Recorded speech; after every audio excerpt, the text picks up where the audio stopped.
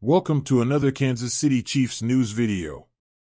I want to invite you, dear fan, to subscribe to the channel, like the video, and activate the notification bell to stay updated on all the latest news. Under the leadership of Andy Reid and Patrick Mahomes, the worst the Kansas City Chiefs have done each season is comfortably make it to the playoffs and take the AFC Championship game to the limit. This level of success has been unmatched since 2018, with Kansas City securing several world championships during this period. This year, the AFC West crown is once again expected to belong to the Chiefs. However, there are several other contenders in the AFC, and the 2023-24 version of Reid's team is grappling with an identity crisis that could make them vulnerable. Apart from the Week 8 loss to the Denver Broncos, the Chiefs have established themselves as a team with a solid defense and an offense that, though inconsistent, is generally effective in the grand scheme. High ceiling moments have not been as frequent as in previous years. Sunday's victory over the Miami Dolphins was a prime example of this phenomenon. Two separate units resembled the Chiefs of old, but the rest showcased representations of a potential new normal. Is this consistent ceiling achievable? Is it real? The answer is complex. On one hand, the offense seems to be inching closer to being a middle-of-the-pack unit each week. Going into Monday's game, Kansas City ranks 12th in points per game, 15th in points per play, and 15th in red zone touchdown percentage. Drops are a significant issue. On the other hand, the Chiefs rank 5th in EPA per play, 5th in dropback EPA, and 7th in overall success rate.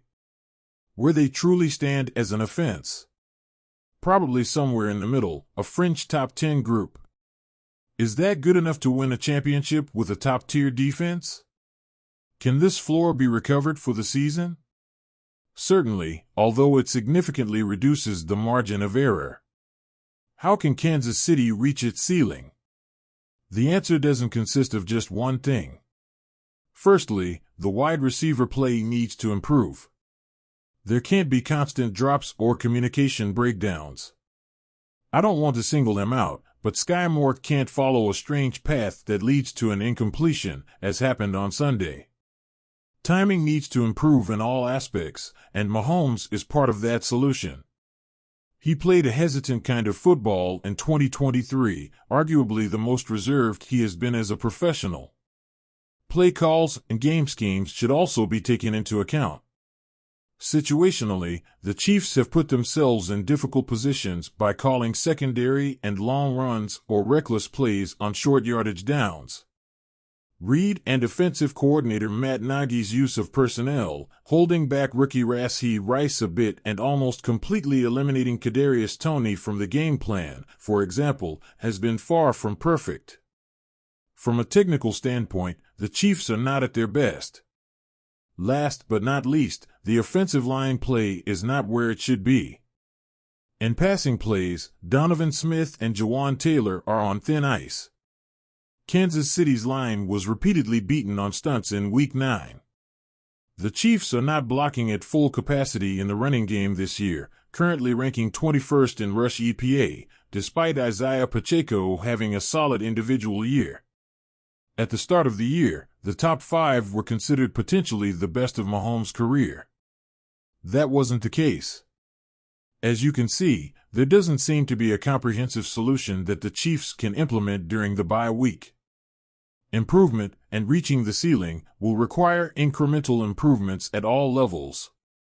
Several elements are hindering the offense, with a different one seeming to kill a drive each time. Some combination of more aggressive quarterback play, better wide receiver play, more reliable offensive line output, consistent confidence in the running game, or more appropriate use of weapons can narrow the gap between the floor and the ceiling. Thus, this margin of error can be expanded.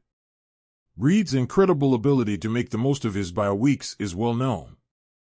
His track record speaks for itself.